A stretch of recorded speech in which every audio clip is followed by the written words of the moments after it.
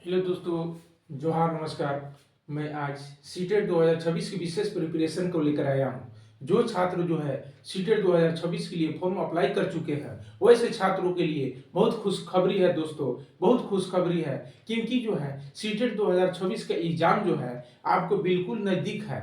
और जो है यदि आपको तैयारी करने में कोई खमियां हो गई हो, तो दोस्त हमारे ये चैनल के माध्यम से आपको जो है कम समय में ज़्यादा से ज़्यादा जो है आपको जो है आइडियल क्वेश्चन सिलेक्ट किया गया है, ताकि एक समान छात्र छात्राएं भी आपको कम समय में अच्छे मार्क्स कैसे लाए, आपको सही स्ट्रेटजी के साथ दोस्तों यह चैनल जो है आपको चैनल का आगाज किया गया है। यदि आप चाहते हैं तो कि सीटेट 2026 में अच्छे मार्क्स से यानी 130 प्लस मार्क्स से आप यदि क्वालिफाई होना चाहते हैं, हमारे इस ये जो है करियर एकेडमी चैनल से आप यथाशीघ्र जुड़े दोस्तों, और सीटेट 2026 में 130 प्लस मार्क्स आप लाकर अच्छे मार्क्स से क्वालिफाई हों। इसलिए आपकी सेवा के लिए ये चैनल जो है आपको 24 आवर्स जो है आपको सेवा में तत्पर है दोस्तों। इसलिए आपको जो है मैं आज जो है सीटेट आपको पेपर 1 एंड पेपर 2 दोनों के लिए जो है हमारे इस चैनल के माध्यम से जो है विशेष प्रिपरेशन कराई जा रही है, क्योंकि आपको संभावित परीक्षा जो है फरवरी में होने जा रही है सीटेट का। आप यह जान रहे हैं, आप फॉर्म अप्लाई कर चुके हैं। यदि आप तैयारी में किसी तरह से आपको यदि कमी हो या और अच्छे मार्क्स से क्वालिफाई होना चाहते हैं, तो हमारी ये जो है चैनल का ये जो है कॉल या व्हाट्सएप नंबर है दोस्त। आप इस चैनल के कॉल या व्हाट्सएप नंबर के जरिए यथाशीघ्र संपर्क करके अपनी जो है पूरा जो है फुल आप जो है प्रिपरेशन कर सकते हैं, क्योंकि चैनल के माध्यम से जो है आपको कई वीडियो जो है आपको इस चैनल के माध्यम से जो है पीवाई की क्वेश्चन को फुल एनालिसिस करके ठीक है वीडियो डाला गया है। और दूसरी में है कि आपको नए नए वीडियो जो है इस चैनल पर जो है अभी चलाई जा रही है। आप जितना जल्द हो संपर्क करके आप जो है आप मॉडल सेट क्वेश्चन को आप परचेज कर सकते हैं दोस्तों, क्योंकि आप खुद जान रहे हैं कि 150 क्वेश्चन जो है आपको पेपर 1 एंड पेपर 2 दोनों में आपको 150 क्वेश्चन यानी 150 क्वेश्चन का जो है आपको पूछा जा रहा है क्वेश्चन। उसमें से तो ऐसे तो आपको 90 मार्क्स पर ही क्वालिफाई हो जाता है लोग, लेकिन आपको जो है ये कंपटीशन के जमाना है दोस्त, उसके लिए आपको जो 130 प्लस 140 प्लस जो है मार्क्स लाने की आप कोशिश कीजिए, ताकि आगामी आने वाले आपने जो है राज्य स्तरीय अपने देश स्तरीय एक फॉर्मल टीचर के रूप में अपना एक योगदान जरूर दें, और अपने माँ बाप, अपने समाज, अपने देश, अपने ठीक है अपना आपको कंट्री का नाम रोशन करें, और आपका जो है एक लाइफ जो है सेटल हो जाए। तो इसीलिए यह चैनल आपकी सेवा के लिए, आपके करियर के लिए जो है आपको हर संभव आपकी सेवा में सदैव तत्पर है दोस्त। इसलिए आज मैं कुछ जो है आपको सीटेट पेपर 2 का कुछ जो है एसएसटी पेपर को कुछ मैं एनालिसिस करूंगा, और विस्तृत रूप से यदि तैयारी करना हो तो मैं अभी जो है इस बोर्ड पर जो है आपको जो है ये चैनल का आपको कॉल या व्हाट्सएप नंबर मैं प्रोवाइड कर दे रहा हूं। उस पर आप यथाशीघ्र संपर्क करके या कॉल डायरेक्ट जो है बात करके आप जो है जुड़ सकते हैं, ठीक है। या यहाँ की स्ट्रेटजी आपको रणनीति आपको बताई जाएगी कि आपको कम समय में अच्छे से अच्छे मार्क्स कैसे लाए, और आगामी आने वाले सीटेट 2026 में 130 प्लस मार्क कैसे लाए दोस्त। चलिए मैं थैंक यू दोस्त, मैं इतने ही जो मैं कहूंगा, और मैं विशेष कर मैं अपना सब्जेक्ट पर कुछ मैं चर्चा करने जा रहा हूं दोस्त। तो आज जो है दोस्त देखिए सीटेट, ठीक है, आपको है सीटेट 2026, ठीक है दोस्त, सीटेट 2026। क्योंकि हम लोग जो है देखिए डिजिटल बोर्ड के माध्यम से पूरा लिखा हुआ प्रिंटर करके हम लोग डायरेक्ट इशारा के माध्यम से नहीं पढ़ा रहे हैं अभी, ठीक है ना। हम लोग डायरेक्ट जो है एकदम हस्तलिखित मेहनत के जरिए एकदम जो है बिल्कुल ताकि एक समान छात्र भी अच्छा से समझ जाए, ठीक है दोस्त। इसीलिए जो है बिल्कुल जो है कंप्यूटराइज मशीनरी का यूज हम लोग इसमें नहीं कर रहे हैं, ठीक है ना। बिल्कुल एकदम हस्तलिखित नोट है, कोई बनावटी नहीं है, ताकि एक समान छात्र भी जो है उसको आसानी से समझे, और आगामी आने वाले सीटेट 2026 में 130 प्लस मार्क्स लाकर अपने,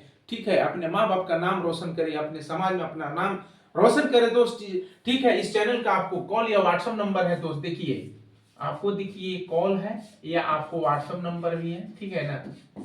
आपको कॉल या ये व्हाट्सएप नंबर है आपको 0914112, ठीक है, 657, ठीक है दोस्त। ये जो है आपको इंपोर्टेंट नंबर है, संपर्क सूत्र है, ताकि एक समान जो है छात्र छात्राएं भी इस नंबर से, ठीक है, जुड़कर अपना लाइफ करियर सेटल कर चुके हैं दोस्त। इसलिए आप यथा शीघ्र संपर्क करें, और यदि आपको 130 प्लस मार्क्स लाना आप चाहते हैं, ठीक है दोस्त, 130 प्लस मार्क्स यदि आप लाना चाहते हैं, 130 प्लस मार्क्स लाना चाहते हैं, तो मैं आशा करता हूं कि आप इस चैनल पर के नंबर पर आप जरूर संपर्क करेंगे, ठीक है, ताकि आपको ये चैनल के माध्यम से कि आपको जो है 600 क्वेश्चन जो है 600 क्वेश्चन सिलेक्ट किया गया, ज्यादा क्वेश्चन सिलेक्ट नहीं किया गया दोस्त, ठीक है, ताकि मैं आशा करता हूं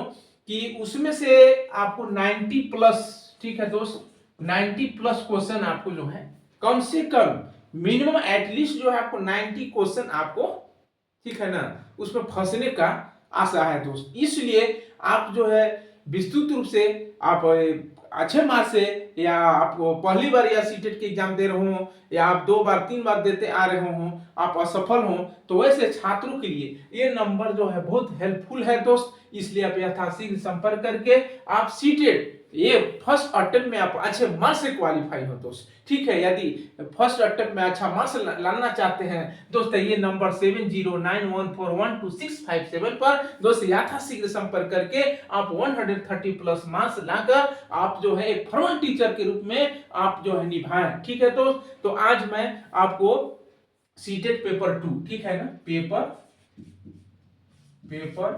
2 एसएसटी पेपर, ठीक है दोस्त, एसएसटी पेपर पर मैं कुछ जो है आपको एनालिसिस करने जा रहा हूं, तो कि ताकि आगामी आने वाले जो एग्जाम होने वाली है उसमें ये क्वेश्चन आपको जो है फंसने का चांस है, तो ठीक है। और विस्तृत रूप से यदि आपको जो मॉडल क्वेश्चन जो सिलेक्ट किया गया है आगामी आने वाले जो परीक्षा के दृष्टिकोण से सिलेक्ट किया है, उसमें आपको 600 क्वेश्चन है, जो उसमें से आपको कम से कम 90 प्लस मार्क्स, ये 90 क्वेश्चन है, एकदम निश्चित है कि आपको फंस सकता है दोस्त। यदि आप क्वालिफाई फर्स्ट अटेम्प्ट में होना चाहते हैं तो दोस्त ये नंबर 7091412657 पर यथाशीघ्र संपर्क करके, ठीक है दोस्त, आप जो है फर्स्ट अटेम्प्ट में आप जो है क्वालिफाई हो सकते हैं, बिल्कुल हो सकते हैं दोस्त। और मैं आज जो है समय को देखते हुए, ठीक है, आपको मैं पेपर 2, ठीक है, एसएसटी का कुछ क्वेश्चन को मैं लेकर आया हूं, ठीक है दोस्त।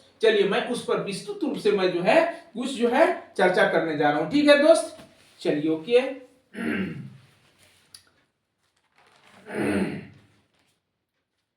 देखिए मैंने पिछले वीडियो में कुछ हापा नगर के सप्ताह के विषय में जो है मैंने कुछ जो है वीडियो डाला था, ठीक है दोस्त। तो आज मैं जो है आपको जीवन की विभिन्न शैलियां ऋग्वैदिक कालीन जीवन में, यानी जब ऋग्वेद का समय था, ऋग्वैदिक यानी ऋग्वेद, यजुर्वेद, सामवेद यानी वेद का जब जमाना था, उस समय जो है लोगों की जीवनी कैसी थी, ठीक है। एक चैप्टर है दोस्त, एनसीईआरटी बुक का है, क्लास 6 का आपको हिस्ट्री बुक का आपको जो है चैप्टर नंबर 5 का है कि जीवन की विभिन्न शैलियां जो कैसी थी ऋग्वैदिक जीवन काल में, ठीक है ना, यानी ऋग्वैदिक कालीन जीवन में लोगों की जीवन शैली कैसी थी, किस स्तर की थी, समान थी, ठीक है, कि उच्च स्तर की थी कि निम्न स्तर की थी दोस्त, उस पर हम लोग जो है आज विस्तृत रूप से मैं कुछ एनालिसिस करने जा रहा हूं, क्योंकि आपको एनसीईआरटी बुक का ये चैनल के माध्यम से बिल्कुल हस्तलिखित नोट तैयार किया गया है दोस्त, ताकि एक समान छात्र छात्राएं इस चैनल से जुड़कर अपने 130 प्लस मार्क्स लाकर अपने जो आगामी आने वाले सीटेट 2026 में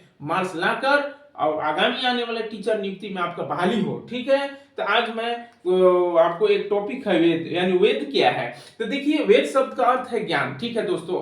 वेद जो है, देखिए वेद जो है आपको प्राचीन काल से में आपको वेद को अगर माना जाए कि सबसे प्राचीनतम वेद कौन है, तो आपको सबसे प्राचीनतम वेद अभी भली भांति जानते होंगे दोस्त कि सबसे प्राचीनतम वेद जो है ऋग्वेद है। लेकिन वेद जो है ऐसे 4 प्रकार के होते हैं, ऋग्वेद, यजुर्वेद, सामवेद एंड अर्थवेद, ठीक है। उस पर मैं फुल एनालिसिस करूंगा कि हर वेद में कितने ऋचाएं हैं, कितने मंडले हैं, ठीक है। उससे क्वेश्चन जो है आपको एग्जाम में जो है फंस जाता है दोस्त। इसीलिए वेद क्या है या वेद से आप क्या समझते हैं, तो वेद जो है चार होते हैं, ऋग्वेद, यजुर्वेद, सामवेद एंड अर्थवेद। ठीक है दोस्त, तो वेदों की रचना के आधार पर वैदिक काल को दो भाग में रखा गया है। कितने भाग में रखा गया है दोस्त, दो भाग में रखा गया है।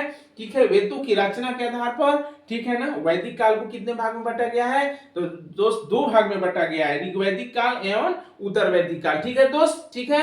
ऋग्वेद सबसे पुराना वेद है जिसकी रचना 1500 ईस्वी पूर्व में हुई थी। ऋग्वेद में 10 मंडल है, इसमें विभिन्न देवताओं से 1028 प्रार्थनाएं हैं जिन्हें सूक्त कहा जाता है। ठीक है दोस्त, क्योंकि एग्जाम में ये चीज आता है दोस्तों कि ऋग्वेद जो है सबसे प्राचीनतम वेद कौन है, बहुत इंपॉर्टेंट क्वेश्चन है दोस्त। यह है कि सबसे प्राचीनतम वेद, सबसे पहला क्वेश्चन है दोस्त कि सबसे प्राचीनतम वेद कौन है। ठीक है ना, सबसे प्राचीनतम वेद कौन है या उसका क्या नाम है, तो सबसे प्राचीनतम वेद जो है दोस्त, सबसे प्राचीनतम वेद जो है आपको ऋग्वेद है। ठीक है ना, क्या है भैया, ऋग्वेद है। ऋग्वेद है, ये सबसे प्राचीनतम वेद है। ठीक है, और इसे रिलेटेड मैं कुछ जो एनालिसिस भी कर दे रहा हूं। ठीक है ना, सबसे प्राचीनतम वेद कौन है दोस्त, ऋग्वेद है। ठीक है, इसकी रचना जो है 1500 ईस्वी पूर्व में हुई थी। कि कब हुई थी इसकी रचना दोस्त, तो आपको 1500 ईस्वी पूर्व में हुई थी, 1500 ईस्वी पूर्व में इसकी रचना हुई थी। तो ठीक है ना, एकदम बिल्कुल आसानी से समझिए। और इसमें 10 मंडल है। कितने मंडल है भैया, 10 मंडल है। इसमें विभिन्न देवताओं से 1028 प्रार्थनाएं हैं। ठीक है ना, इसमें मंडल कितने हैं, ठीक है, ये भी आज को आ जाता है कि मंडल इसमें कितने हैं, किसमें, तो ऋग्वेद में कितने मंडल हैं, तो 10 मंडल है। ठीक है ना, इसमें कितने मंडल हैं, 10 मंडल है। इसमें विभिन्न देवताओं से 1028 प्रार्थनाएं हैं जिसे सूक्त कहा जाता है। ठीक है, सूक्त किसे कहा जाता है, ऋग्वेद में सूक्त किसको कहा गया है, तो यानी इसमें जो है देवताओं से संबंधित जो है 1028 प्रार्थनाएं इसमें इंक्लूड किया गया है दोस्त। यानी 10 देवताओं से संबंधित, देवताओं से संबंधित प्रार्थना, एक प्रेयर जो है, ठीक है, इसमें इकट्ठा किया गया है ऋग्वेद में जो है। ठीक है ना, 1028 यानी देवताओं से संबंधित प्रार्थनाएं जो है 1028 जो है प्रार्थनाएं इसमें क्या है, रचा गया है, जिसे हम लोग सूक्त कहा जाता है। क्या कहा जाता है, सूक्त कहा जाता है। संस्कृत यूरोपीय, भारतीय यूरोपीय भाषा परिवार का हिस्सा है। ठीक है ना, ये भी बहुत अच्छा टॉपिक है दोस्त। आपको देखिए नेक्स्ट क्वेश्चन है आपको, ठीक है ना, क्योंकि एक क्वेश्चन के साथ साथ उससे रिलेटेड जो भी टॉपिक आ रहा है दोस्त उस पर भी मैं एनालिसिस एक्सप्लेन कर दे रहा हूं। ठीक है ना, यानी भाषा परिवार का हिस्सा, यानी संस्कृत जो है किस भाषा परिवार का हिस्सा है, ये भी बहुत इंपॉर्टेंट क्वेश्चन है दोस्त। ठीक है ना, संस्कृत, ठीक है, संस्कृत जो है किस भाषा, संस्कृत जो है, ठीक है ना, किस भाषा परिवार के, ठीक है ना, संस्कृत किस भाषा परिवार के, ठीक है, सब्जेक्ट है। ठीक है, संस्कृत किस भाषा परिवार के हिस्सा है, भी आप लिख सकते हैं। ठीक है दोस्त, संस्कृत जो है यानी संस्कृत जो आपको प्राचीन एक लैंग्वेज है, तो यह जो है किस भाषा परिवार से लिया गया है, तो यह भारोपीय है, यानी भारतीय यूरोपीय भाषा परिवार का हिस्सा है। ठीक है ना, यह जो है लिख लीजिए कि आपको भारोपीय है, क्या बोलते हैं इसको, भारोपीय। ठीक है दोस्तों, भारतीय मतलब क्या समझ रहे हैं आप, ठीक है ना, तो भारोपीय मीन्स हुआ भारत एवं यूरोपीय। ठीक है, भारत एवं यूरोपीय। ठीक है, संस्कृत जो है यह भारोपीय यानी भारत एवं यूरोपीय भाषा परिवार का हिस्सा है। ठीक है, संस्कृत किस भाषा परिवार का हिस्सा है, तो भारोपीय, भारत एवं यूरोपीय भाषा परिवार के हिस्सा है। ठीक है, भारोपीय यानी भारत एवं यूरोपीय भाषा परिवार का, भाषा परिवार का, ठीक है दोस्त, हिस्सा है। ठीक है ना, एकदम बिल्कुल आसानी से दोस्त समझना है। ठीक है, भारत में बोली जाने वाली भाषाएं जैसे हिंदी, गुजराती, असमिया, कश्मीरी और सिंधी तथा यूरोप की अनेक भाषाएं हैं जैसे जर्मन, अंग्रेजी तथा एशियाई भाषाएं आदि। ठीक, आपको ये भी जो है कुछ टॉपिक है दोस्त। ऋग्वेद की प्राचीन भाषा संस्कृत है। ऋग्वेद की सबसे प्राचीन भाषा कौन है? इसमें एक टॉपिक दोस्त छूट रहा था कि ऋग्वेद की सबसे प्राचीन भाषा जो है, आपको इसी में आपको 3 4 5 क्वेश्चन आपको आ जा रहा है फर्स्ट क्वेश्चन में। ठीक है ना दोस्त, आपको ऋग्वेद की सबसे प्राचीन भाषा जो है संस्कृत है। ये भी आपको समझ लेना है, क्या है भैया? संस्कृत है। ठीक है, यानी ऋग्वेद की सबसे प्राचीन भाषा संस्कृत है। ठीक है, ऋग्वेद की सबसे प्राचीन भाषा क्या है? संस्कृत है। कश्मीर में मिली पांडुलिपियों का एक पाना जिसे भूर्ज वृक्ष के छाल पर लिखा गया था, यह पांडुलिपि ठीक है पुणे महाराष्ट्र के एक पुस्तकालय में आज भी ठीक है ना सुरक्षित है। कश्मीर में मिली पांडुलिपि, यानी पांडुलिपि क्या है दोस्त? आपको इतिहास में यह टॉपिक आता है कि पांडुलिपि से आप क्या समझते हैं। ठीक है, तो पांडुलिपि जो है, जब आदि काल के मानव के पास जो है कोई प्रिंटिंग मशीन नहीं था, तो ऐसी परिस्थिति में लोग जो है आपको भुर्ज नामक पेड़ के छाल के से जो है अपने हाथ से ठीक है ना आप किताब को लिखा करते थे। ठीक है, इस पद्धति को हम लोग पांडुलिपि कहते हैं। यानी पांडुलिपि का मतलब होता है कि हाथ से लिखना। ठीक है, यानी पहले जो है प्राचीन काल में कोई प्रिंटिंग मशीन का आविष्कार नहीं था, कोई इन्वेंशन नहीं हुआ था दोस्त। तो ऐसी परिस्थिति में आदि काल के मानव ने ठीक है अपने जो है अतीत की बातों को लिखने के लिए उन्होंने अपने ठीक है हाथ से लिखा करते थे। वैसी पद्धति को, ऐसी प्रणाली को हम लोग पांडुलिपि कहते हैं। यह पांडुलिपि जो है अभी भी जो है महाराष्ट्र के पुणे में एक पुस्तकालय में आज भी सुरक्षित है। ठीक है, तो कश्मीर मिली पांडुलिपि का एक पाना जिसे भुर्ज वृक्ष के छाल पर लिखा गया था। ठीक है, यह पांडुलिपि जो है महाराष्ट्र के पुणे में के पुस्तकालय में अभी भी देखने को साक्ष है दोस्त। ठीक है, तो पांडुलिपि क्या है? पांडुलिपि से आप क्या समझते हैं? ये भी आपको अच्छा क्वेश्चन है दोस्त। पांडुलिपि ठीक है ना, पांडुलिपि से आप क्या समझते हैं? पांडुलिपि से आप क्या समझते हैं? ठीक है, पांडुलिपि से आप क्या समझते हैं? तो उसको ऐसे डिफिनेशन आप दीजिए कि प्राचीन काल के मानव के पास कोई प्रिंटिंग मशीन पहले नहीं था। ठीक है, उस समय उपलब्ध नहीं था, तो ऐसी परिस्थिति में अतीत के बातों को लिखने के लिए यानी किताब की एक फॉर्मेशन करने के लिए, रचना करने के लिए प्राचीन काल के लोगों ने ठीक है भुर्ज नामक पेड़ के ठीक है छालों से हाथ से लिखकर उसको जो नामकरण दिया करते थे, उस पद्धति को हम लोग क्या कहते हैं दोस्त? पांडुलिपि कहते हैं। ठीक है ना, क्या कहते हैं भैया? पांडुलिपि। भुर्ज वृक्ष के छाल पर लिखा गया था। ठीक है, आपको पांडुलिपि यानी इसको लिखिए कि प्राचीन काल के ठीक है ना, बिल्कुल अपने भाषा में आप लिखिए दोस्त, बढ़िया समझ में आएगा। ठीक है ना, किसी तरह का कोई परेशानी नहीं होगा। प्राचीन काल के ठीक है मानवों ने, इसको अपने भाषा में एकदम बिल्कुल लिख रहे हैं। ठीक है, प्राचीन काल के मानवों ने ठीक है अतीत के बातों को, अतीत के बातों को ठीक है अतीत के बातों को संग्रहित करने के लिए, क्या करने के लिए भैया? संग्रहित करने के लिए ठीक है प्राचीन काल के मानवों ने अतीत के बातों को संग्रहित करने के लिए अपने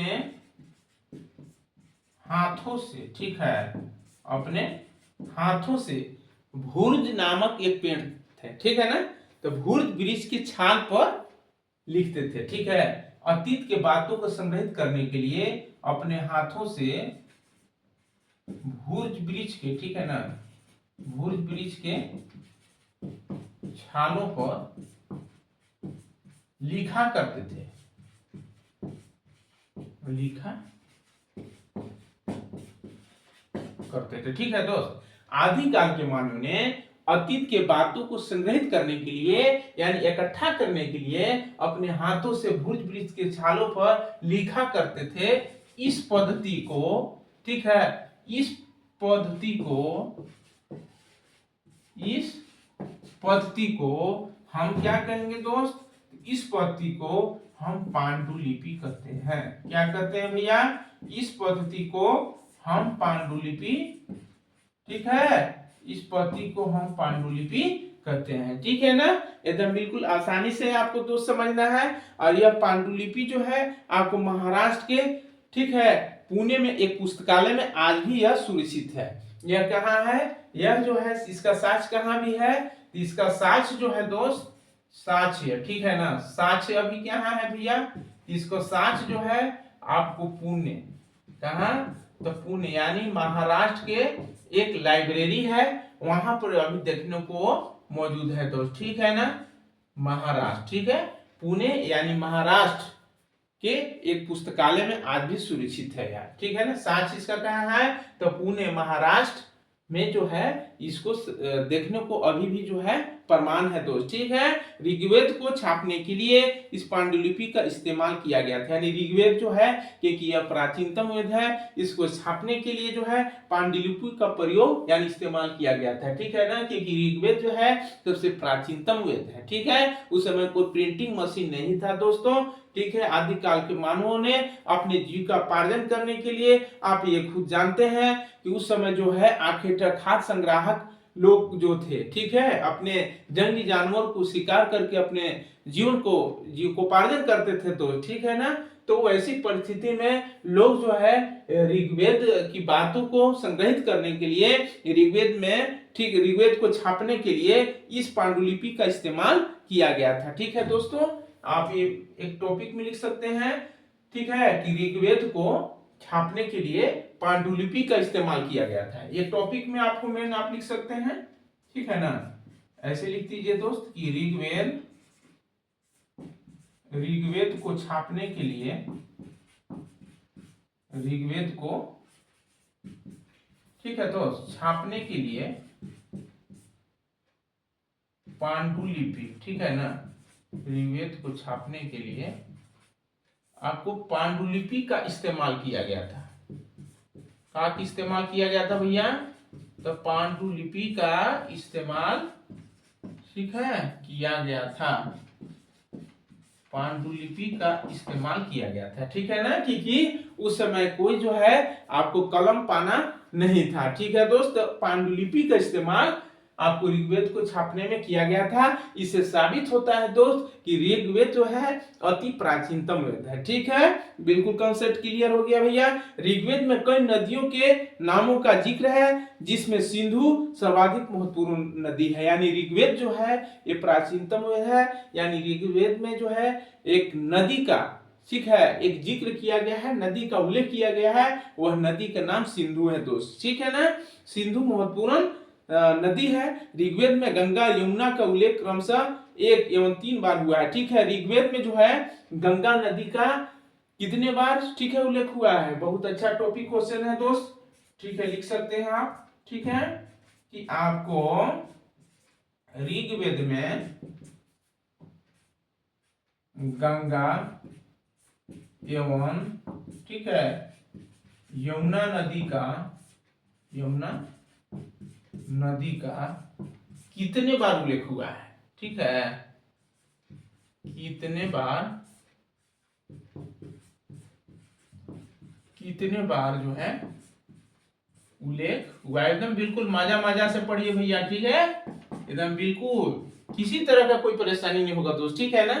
आपको देखिए ऋग्वेद में गंगा यमुना नदी का, ठीक है, कितने बार उल्लेख हुआ था? ठीक है? तो आपको गंगा नदी का दोस्त जो है 1 बार उल्लेख हुआ है। ठीक है दोस्तों? गंगा का 1 बार और यमुना का 3 बार जो है उल्लेख हुआ है। ठीक है दोस्त? ये आप बिल्कुल जो है याद करते हैं। गंगा का, ठीक है दोस्त, गंगा का, ठीक है ना, 1 बार, गंगा का 1 बार एवं यमुना नदी का, ठीक है दोस्त, एवं यमुना नदी का आपको 3 बार उल्लेख होने का साक्ष्य मिला है दोस्त। ठीक है? गंगा का 1 बार एवं यमुना नदी का 3 बार उल्लेख हुआ है। 3 बार उल्लेख हुआ है। कहाँ उल्लेख हुआ है भैया? तो ऋग्वेद में हुआ है। ठीक है ना? उल्लेख हुआ है। ठीक है ओके। यानी गंगा ऋग्वेद में जो है गंगा नदी का एक बार और यमुना नदी का दोस्त 3 बार उल्लेख होने का साक्ष्य मिला है। ठीक है, बहुत अच्छा है, समझ में आ रहा होगा आई होप। ठीक है, ऋग्वेद के 10वें मंडल में, ठीक है दोस्त, पुरुष सूक्त में 4 वर्णों का वर्णन है। इसमें ब्राह्मण को सबसे ऊपर व शूद्र को सबसे नीचे माना गया है। बीच में क्षत्रिय और वैश्य का स्थान है। ठीक है दोस्त, यानी ऋग्वेद में कितने मंडल हैं? 10। हम पीछे हमने एनालिसिस कर चुका हूं दोस्त कि ऋग्वेद में आपको 10 मंडल हैं। ठीक है ना, तो आपको जो है आपको ऋग्वेद के 10वें मंडल में के पुरुष सूक्त में, ठीक है ना, 4 वर्णों का वर्णन है। ठीक है, ऋग्वेद के 10वें मंडल के पुरुष सूक्त में, ऋग्वेद के आपको 10वें मंडल में, ठीक है, पुरुष सूक्त में क्या में भैया, तो पुरुष सूक्त में 4 वर्णों का उल्लेख हुआ। इसमें ब्राह्मण को सबसे ऊंचा और शूद्र को सबसे नीचा माना गया है। ये भी बहुत अच्छा क्वेश्चन है दोस्त, ये भी आता है आपको बिल्कुल। ठीक है ना, कि आपको ऋग्वेद के 10वें मंडल में, 10वें मंडल के पुरुष सूक्त में कितने वर्णों का वर्णन हुआ है? तो 4 वर्णों का वर्णन है। ठीक है ना, तो आप लिख सकते हैं बिल्कुल। ठीक है, कि ऋग्वेद के, ठीक है, ऋग्वेद के, ठीक है दोस्त, 10वें मंडल में, ऋग्वेद के 10वें मंडल में, ऋग्वेद के 10वें मंडल के, 10वें मंडल के कर दीजिए दोस्त। ठीक है, 10वें मंडल के पुरुष सूक्त में, ठीक है दोस्त, क्या में भैया, तो ऋग्वेद के 10वें मंडल के, ठीक है ना, पुरुष सूक्त में, यहाँ क्या है, तो पुरुष सूक्त में, ठीक है, कितने वर्णों का वर्णन हुआ है? ठीक है, ऋग्वेद के 10वें मंडल के पुरुष सूक्त में, ठीक ना, कितने वर्णों का,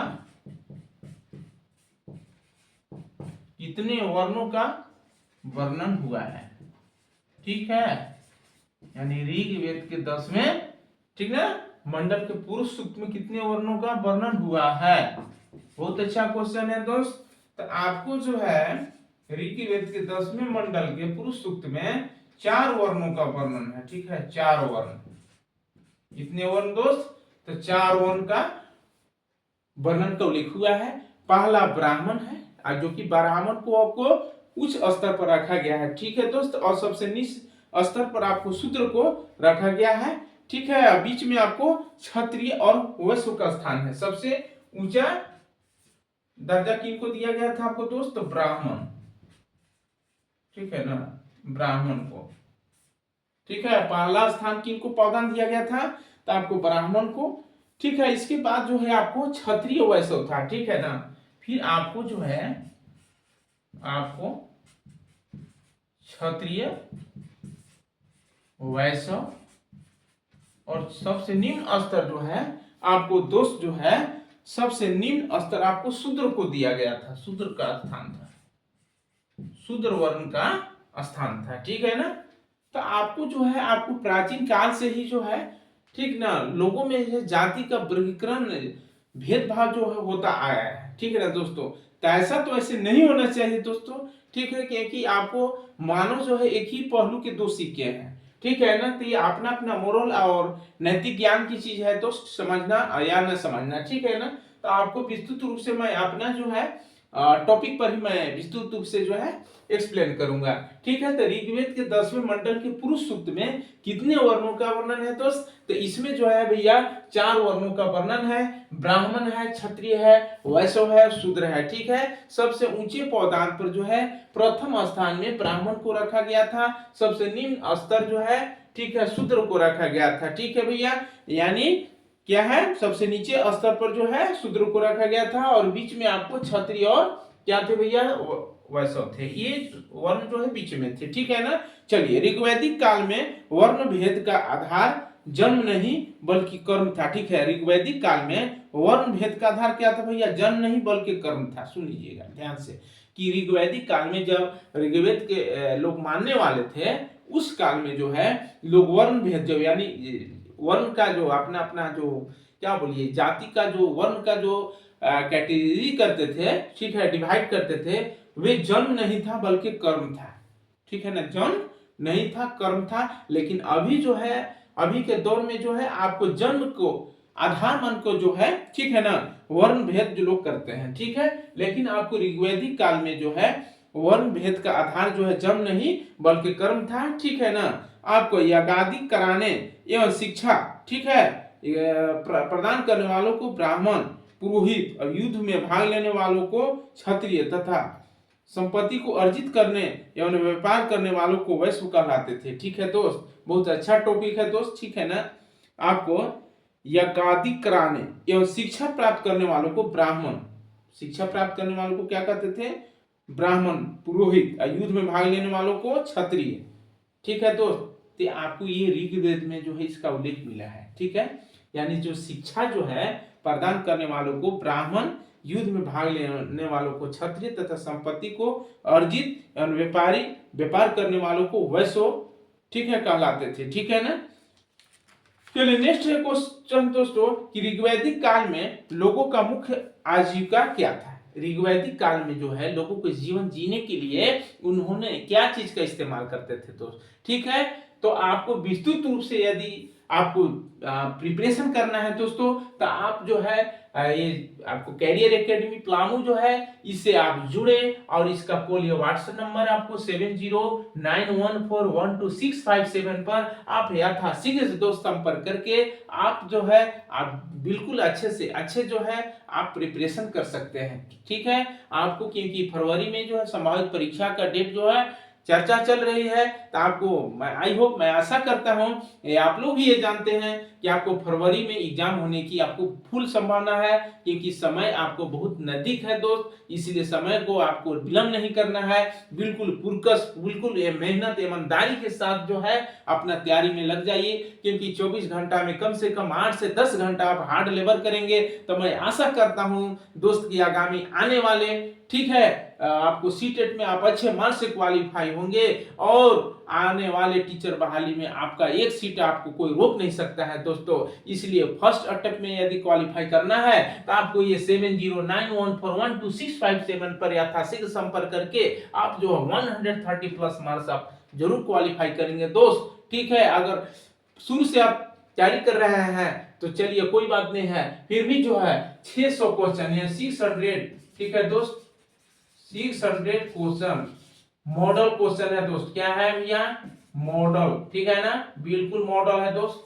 मॉडल क्वेश्चन जो सिलेक्ट किया गया है, ठीक है। यदि इस क्वेश्चन को ये क्वेश्चन जो है आपको प्रीवियस ईयर क्वेश्चन को फुल एनालिसिस करके, ठीक है ना, अपने अनुभव के आधार पर, ठीक है, बहुत कई वर्षों से हम लोग यही करते आ रहे हैं, लेकिन चैनल नहीं चला रहे थे, ठीक है दोस्तों, ठीक है। तो हम लोग का अपना कई वर्षों का एक्सपीरियंस के आधार पर हम लोगों ने मॉडल क्वेश्चन 600 क्वेश्चन सिलेक्ट किया है, ताकि एक समान छात्र छात्राएं भी इस मॉडल क्वेश्चन को आप परचेज करके आप रिसीव करके आगामी आने वाले सीटेट 2026 में आप अच्छे मार्क्स से क्वालिफाई हो, और सीटेट 2026 में अच्छे से अच्छे क्वालिफाई करके आगामी आने वाले टीचर नियुक्ति में आपका एक पद जो है आपको रोक नहीं सकता है दोस्त। चलिए ठीक है, इसके लिए मैं जो है अपना टॉपिक की ओर आता हूं, ठीक है दोस्त। ऋग्वेद के 10वें मंडल के पुरुष सूक्त में जो है कितने वर्णों का उल्लेख मिला है दोस्तों, इसमें 4 वर्ण का उल्लेख मिला है आपको, ब्राह्मण, क्षत्रिय, वैश्य एवं शूद्र, ठीक है।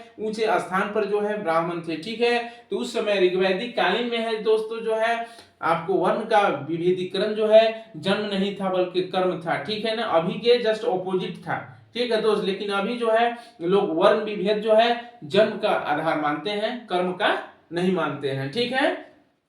तो आपको ऋग्वैदिक काल में लोगों का मुख्य आजीविका पशुपालन था, ठीक है ना। जब ऋग्वेद के लोग मानने वाले थे आदि काल के मानव ने, तो उस समय जो है लोगों का मुख्य आजीविका आपको पशुपालन था। गाय को अघन्या, ठीक है, नहीं मानने योग्य कहा गया है, ठीक है। ऋग्वेद में जो है यह भी जो है चर्चा में आई है, ठीक है ना, कि गाय को नहीं मारने योग्य है, ठीक है। ऋग्वेद में, ठीक है, पनी शब्द मिलता है। ये जो है पनी उन लोगों को कहा जाता था, ठीक है, उन लोगों को कहा जाता था जो पशुओं की चोरी किया करते थे। ठीक है दोस्तों, पनी किनको कहा गया है ऋग्वेद में? जो पशुओं को चोरी करते थे, जो किसी को दूसरे के पशु को पकड़कर अपना कब्जा में ले लाते थे, तो ऋग्वैदिक काल में वैसे लोग को जो है पनी शब्द का नामकरण से पुकारा जाता था। ठीक है ना, बिल्कुल जो है नया नया वर्ड जो है दोस्त मिलेगा। ठीक है, आपको विस्तृत रूप से अच्छे प्रिपरेशन करना है दोस्त, तो ये नंबर आपको लिए बहुत जो है लाभदायक है दोस्त। मैं ज्यादा नहीं कहूंगा दोस्त, आपको ये 7091412657 पर आप यथाशीघ्र संपर्क करके आप अच्छे से अच्छे मार्क्स सीटेट 2026 में अच्छे मार्क्स से क्वालिफाई हो दोस्त। ठीक है, और विस्तृत रूप से आपको जो है सीडीपी जो है चाइल्ड डेवलपमेंट पेडागोजी का, आपको इंग्लिश का, आपको पूरा जो है आपको हर टॉपिक बाय टॉपिक क्वेश्चन को सिलेक्ट किया गया है, ताकि आपको 2026 का आपको क्वालिफाई होने में दोस्त कोई रोक नहीं सकता है। ठीक है, तो मैं साथ ही साथ जो है आपको एक और टॉपिक है पनी। ठीक है, तो इस पर मैं जो है कुछ एनालिसिस करूंगा। ठीक है, आपको ये नोट है, आप यदि इसको नोट करना चाहते हैं तो आप कर सकते हैं। इसके लिए आपको जो है मैं ठीक है 2 से ठीक है 3 से 4 मिनट का मैं समय दे रहा हूं। ठीक है दोस्त, ओके।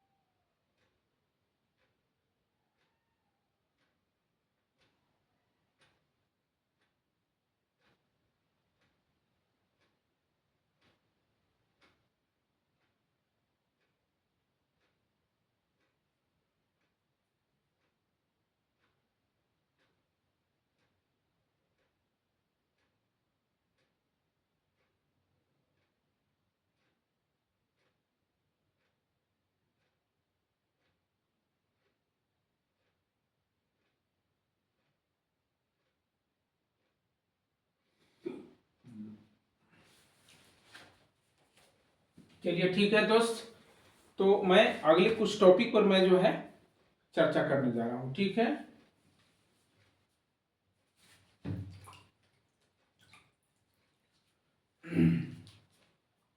चलिए इसको अब जो है क्लीन किया जाए।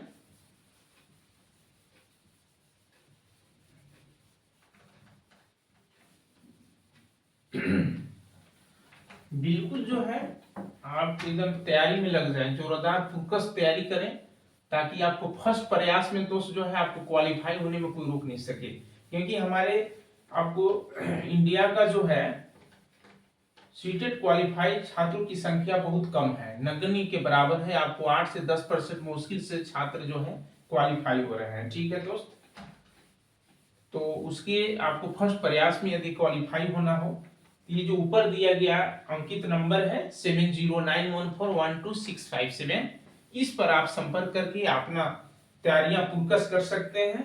किसी तरह का कोई परेशानी न हो, क्योंकि ये यहाँ जो है आपको एक बोर्ड में जो है बिल्कुल आपको पारदर्शी रूप से आपको पढ़ाई जाती है। ठीक है, बिल्कुल ट्रांसपेरेंसी है, आपको कोई मशीनरी ज्यादा यूज हम लोग नहीं करते हैं। ठीक है ना, इससे क्या होता है कि दूसरे के क्वेश्चन में आपको जो है बुक कंप्यूटराइज करके लोग उसको लोड करके पढ़ा देते हैं। ठीक है ना, तो ऐसे नहीं किया जाता है। यहाँ क्वेश्चन का आपको बिल्कुल जो है अपना अनुभव के आधार पर और प्रीवियस ईयर क्वेश्चन जो सीबीएसई के माध्यम से जो क्वेश्चन पैटर्न जो है तैयार किया जाता है उस क्वेश्चन के फुल एनालिसिस करके हर वर्ड को, ठीक है, उसको गहनता से अध्ययन करके, ठीक है दोस्त, उसी से आधारित क्वेश्चन हम लोग तैयार कराते हैं, नए नए क्वेश्चन कराते अपने भाषा में तैयारी उसको कराते हैं, ठीक है ना, ताकि एक समान छात्र का कॉन्सेप्ट क्लियर हो जाए। जब तक दोस्त देखिए यदि सीटेट क्वालिफाई होना हो तो उसके लिए आपको विस्तृत रूप से कॉन्सेप्ट का मजबूत होना जरूरी है, तभी आप अच्छे मार्क्स से क्वालिफाई हो पाएंगे, ठीक है ना।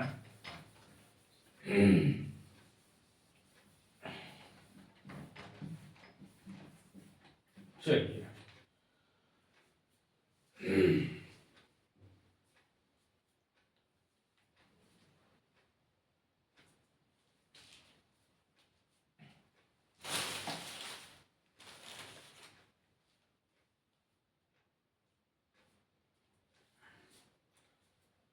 आपको देखिए नेक्स्ट क्वेश्चन है कि आपको हमने पहले बात जिक्र किया था कि ऋग्वैदिक काल के लोगों को जीविका का मुख्य आधार क्या था, ठीक है, ऋग्वैदिक काल के लोगों को मुख्य आजीविका का आधार क्या था, ठीक है ना। ये भी आपको बहुत अच्छा क्वेश्चन है दोस्त, ठीक है। ऋग्वैदिक काल के लोगों की मुख्य आजीविका, ठीक है, क्या था, ये भी समझ लीजिए, बहुत अच्छा है। ऋग्वैदिक, ठीक है ना, ऋग्वैदिक काल के लोगों को मुख्य जीविका का आधार क्या था, बहुत अच्छा टॉपिक है, ठीक है। इस पर जो है विस्तृत रूप से जो है एकदम आसानी से इसको बिल्कुल कॉन्सेप्ट को एकदम समझा जाए दोस्त, ठीक है ना। चलिए गिला है थोड़ा, इसको और अच्छा साफ कर दिया जाए दोस्त, ठीक है ना, ताकि आपको पढ़ने में किसी तरह का कोई परेशानी ना हो, ठीक है।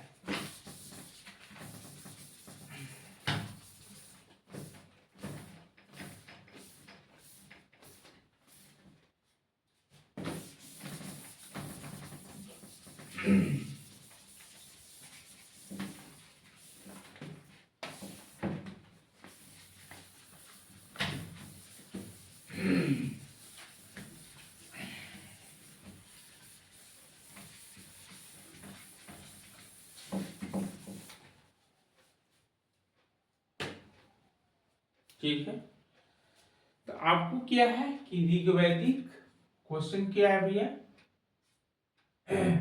ठीक है, ऋग्वैदिक, ठीक है, काल के लोगों के, ठीक है, ऋग्वैदिक काल के लोगों के मुख्य आजीविका, मुख्य आजीविका, ठीक है, ऋग्वैदिक काल के लोगों के मुख्य आजीविका का आधार, मुख्य आजीविका क्या था, आप ऐसे भी लिख सकते हैं शॉर्ट में, ठीक है, ठीक है दोस्त, ऋग्वैदिक काल के लोगों के मुख्य आजीविका क्या था, आप इसको सटीक आंसर लिख सकते हैं, आपको पशुपालक, ठीक है, क्या थे भैया, तो उन लोग पशुपालक का काम करके जो है अपना जीविकोपार्जन करते थे, ठीक है ना, पशुपालन करते थे, पशुपालक थे उन लोग, ठीक है। यानी गाय को अगहनिया नहीं मारने योग कहा गया है, ठीक है ना। ये ऋग्वेद में आपको पौनी शब्द एक मिला है, ठीक है दोस्त, ठीक है, बहुत अच्छा टॉपिक है। पौनी, पौनी शब्द क्या है, पौनी शब्द ऋग्वेद में जो है क्या चीज है, तो देखिए पौनी शब्द जो है, ठीक है, पौनी शब्द जो है ऋग्वेद में किस लिए आपको प्रयोग हुआ है, ठीक है, तो आपको जो है पौनी उन लोगों को कहा जाता था, ठीक है, जो पशु की चोरी किया करते थे, ठीक है, उस समय जो है ऋग्वैदिक काल में लोग जो है पशु की चोरी किया करते थे, ठीक है, ऋग्वैदिक,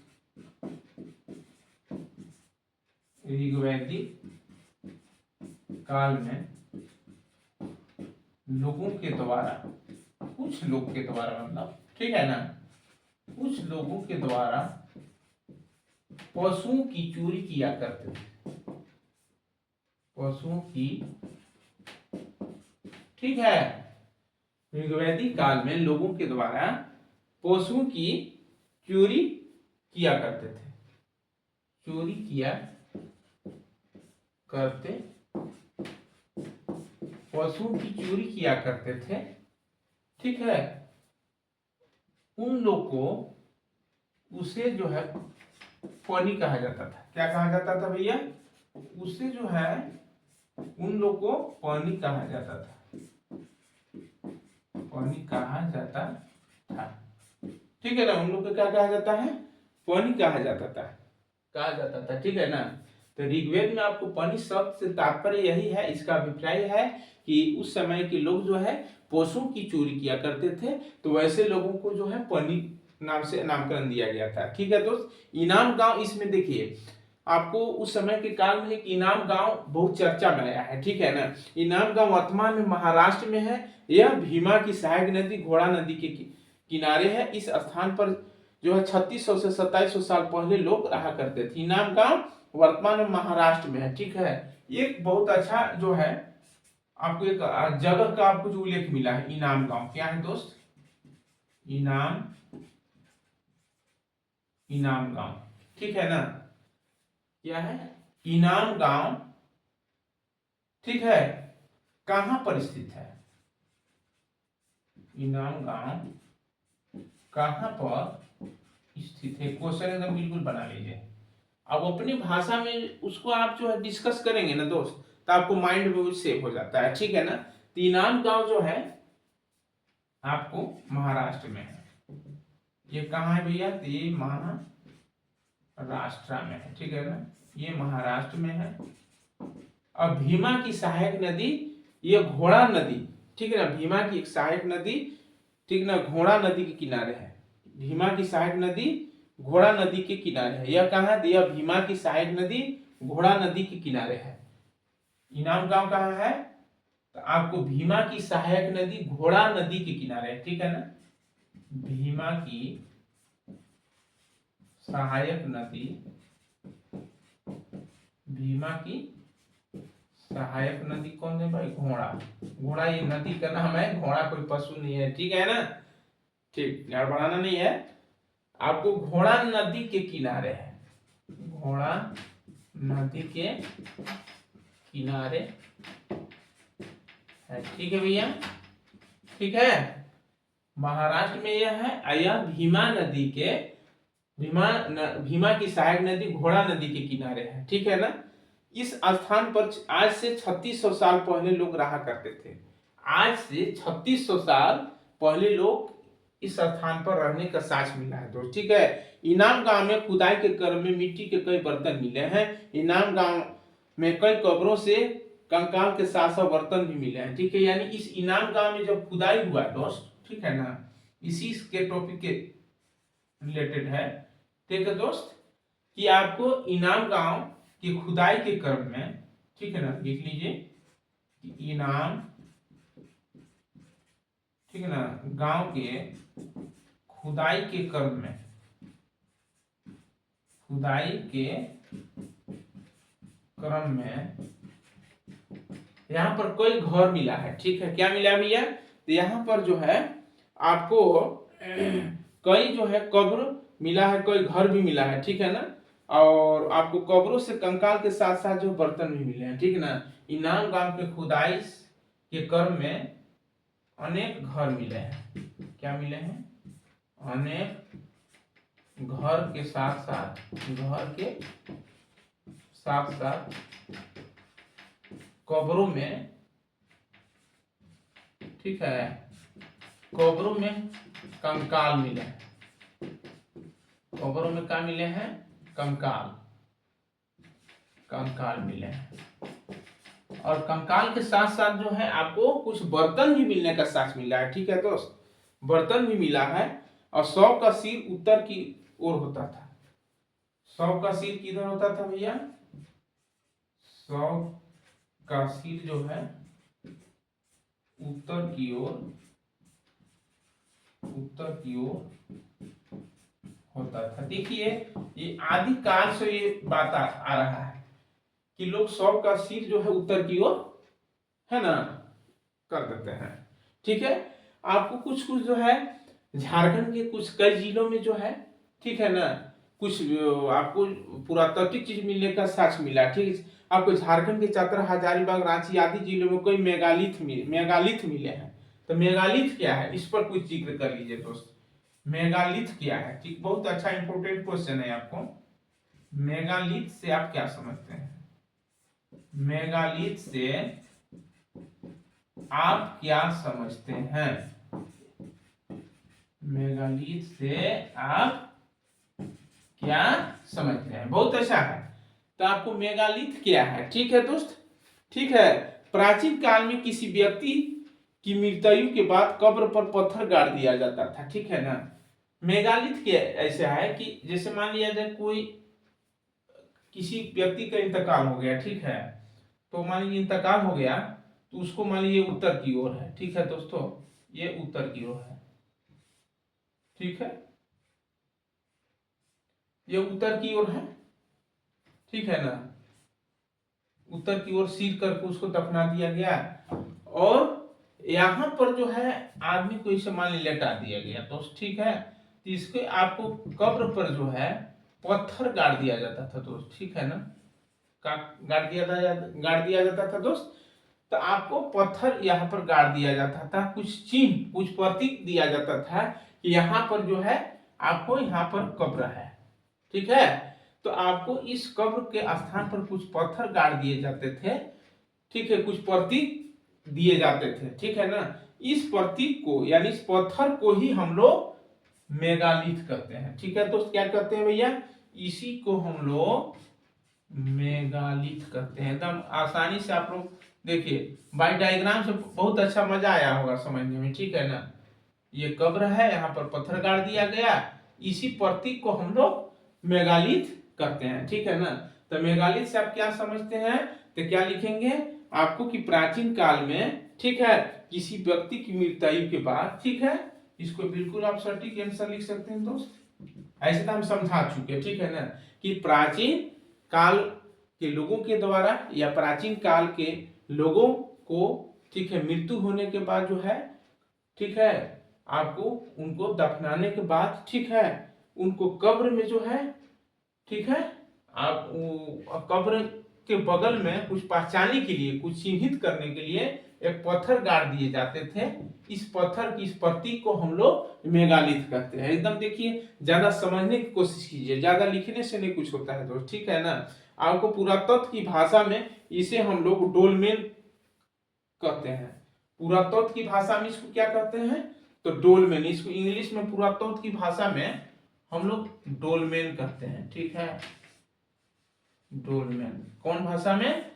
तो आपको पुरातत्व की भाषा में मेगालिथ को हम लोग डोलमेन कहते हैं। ठीक है, मेगालिथ भारत के कई जगहों पर मिलने का साक्ष्य मिला। ठीक है, मेगालिथ भारत के कई स्थानों से मिले हैं, जैसे इसमें बुर्ज होम कश्मीर में, यानी एक बुर्ज होम पूरा स्थल है, जो हमने पिछले वीडियो में बुर्ज होम है, आपको हरपानगर है, कालीबंगा है, लोथल है, ठीक है, चानुद्रो है, कुछ कुछ जो है पूरा पुरानी पूरा स्थल को हमने पिछले वीडियो में जो है फुल एनालिसिस के साथ उसमें जो मैं डाल चुका हूं। ठीक है ना, तो आपको जो है आपको बुरझोम यानी कश्मीर में जो है मेगालिथ को मिलने का साक्ष्य है। आपको दुर्ग मध्य प्रदेश में भी मिलने का साक्ष्य मिला है, शिलोंग कश्मीर मेघालय में भी मिलने का साक्ष्य मिला है। ठीक है, ये कहाँ कहाँ पर है आपको? तो आपको बुरझोम, ठीक है, लिख लीजिए, ये आपको बुरझोम एक पूरा स्थल है, और यह जो है आपको कश्मीर में है। ठीक है ना, यह कहाँ है? ये आपको कश्मीर में है। ठीक है, आपको शिलोंग, शिलोंग जो मेघालय की कैपिटल है, आप लोग खुद जानते हैं, ये क्या है? मेघालय। ठीक है भैया, और दुर्ग मध्य प्रदेश में भी मिलने का साक्ष्य मिला है। ठीक है, दुर्ग आपको एमपी। ठीक है, दुर्ग यानी मध्य प्रदेश में भी, ठीक है, मेगालिथ मिलने का साक्ष्य प्रमाण मिला है भारत में, और साथ ही साथ झारखंड के कई जिलों में भी मेगालिथ को मिलने का साक्ष्य मिला है। जैसे आपको रामगढ़, लोहरदगा, हजारीबाग, गुमला, चतरा, चाईबासा में भी मेगालिथ को मिलने का साक्ष्य मिला है दोस्त। ठीक है, एकदम मैं आशा करता हूं कि आपको जो है आपको ये बात समझ में आ रही होगी। आई होप कि ये पूरा जो है आपको क्लास 6 के आपको हिस्ट्री बुक का पूरा निचोड़ करके एनालिसिस करके अपने भाषा में इसको समझाया जा रहा है, ताकि एक समान छात्रों की कॉन्सेप्ट को अच्छा से समझ में आए और परीक्षा में जो है अच्छे मार्क्स से क्वालिफाई हो। ठीक है दोस्तों, आपको विस्तृत रूप से आपको फर्स्ट अटेम्प्ट में पहला प्रयास में दोस्त अगर आपको सफल होना है, यदि पहला प्रयास में यदि आप सफल होना चाहते हैं दोस्त, तो आप ये 7091412657 पर आप यथाशीघ्र संपर्क करके ठीक है दोस्त जो है अपना तैयारी को फोकस कर सकते हैं। ठीक है, और बिल्कुल आपको यह चैनल आपकी सेवा के लिए 24 आवर्स आपको जो है तैयार है। ठीक है, बिल्कुल आपको कम से कम फी पर जो है प्रिपरेशन बच्चों को कराई जाती है, ताकि एक साधारण किसान का बेटा भी बेटियां भी जो है पढ़कर ठीक है अपने टीचर के योग बने और टीचर पद पर अपना पद जो है हासिल करे। ठीक है दोस्त, चलिए मैं इतना ही कहकर अपनी वाणी को विराम देता हूँ। चलिए, जय हिंद, जय भारत।